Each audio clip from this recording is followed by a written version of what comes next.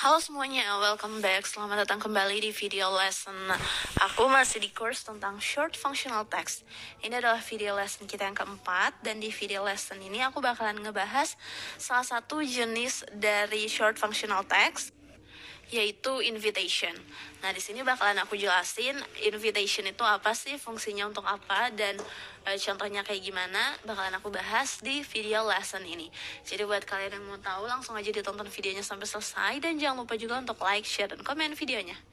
Anyway, buat kalian yang baru tonton juga video ini untuk pertama kali, kalian boleh share di video-video aku sebelumnya, karena di sana juga aku nge-share materi-materi seputar short functional text yang lain. Aku udah bahas tentang apa itu advertisement, apa itu notice, apa itu invitation yang sekarang ini mau aku bahas. Oke, kita langsung aja masuk ke materi kita tentang invitation. Nah, apa itu invitation? By definition, kita bisa artiin kalau misalkan invitation itu adalah sebuah jenis short functional text yang isinya itu berupa ajakan atau berupa undangan untuk menghadiri suatu acara atau melakukan sesuatu. Nah, jadi ini tuh adalah salah satu jenis teks yang sering banget kita temui, dan bahkan kita juga pernah buat mungkin ya si invitation ini. Jadi invitation ini tuh undangan gitulah, undangan untuk mengajak seseorang untuk datang ke acara kita atau enggak untuk melakukan suatu hal. Nah, apa sih fungsi atau tujuan dibuatnya sebuah invitation? Nah, invitation itu dibuat yaitu untuk mengundang seseorang supaya dia itu bisa hadir ke suatu acara. Jadi itu ya, kita tuh pengen seseorang datang, makanya kita buat yang namanya invitation. Dan berdasarkan jenisnya, invitation itu bisa dibagi jadi dua. Ada formal invitation dan ada informal invitation. Formal invitation itu maksudnya adalah invitation yang benar-benar dibuat resmi gitu, kayak untuk mengundang. Ini tuh lebih ke konteksnya sih ya, dan lebih ke kontennya juga. Misalkan mengundang seseorang untuk datang ke acara meeting, atau misalkan ke acara pembukaan suatu toko, atau enggak pembukaan suatu kantor misalkan. Nah, itu lebih ke formal invitation, menggunakan surat yang ada keterangan institusinya dan lain-lain. Itu lebih ke formal invitation. Sedangkan informal invitation itu lebih ke kita kayak ngundang ke temen kita, kayak untuk supaya kita datang ke ulang tahunnya, atau enggak supaya kita datang ke bridal showernya. Itu merupakan invitation.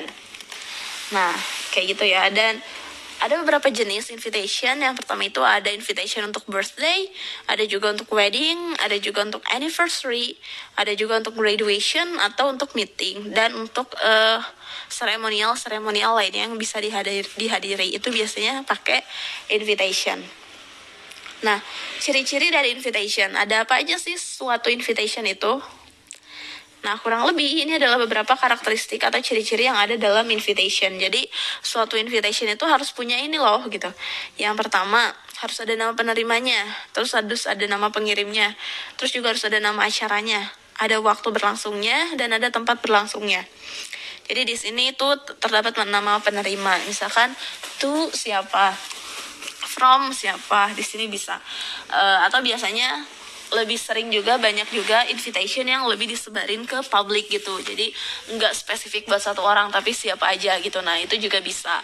Tapi umumnya sih biasanya ada penerima dan ada nama pengirim juga. Selanjutnya ada nama acaranya. Misalkan Emily birthday party, atau enggak Emily's graduation party, Emily's wedding party, and etc.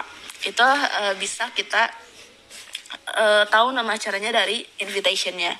Selanjutnya ada waktunya. Jadi kapan sih waktu acaranya itu, jamnya, ada tanggalnya, dan yang terakhir itu ada tempatnya.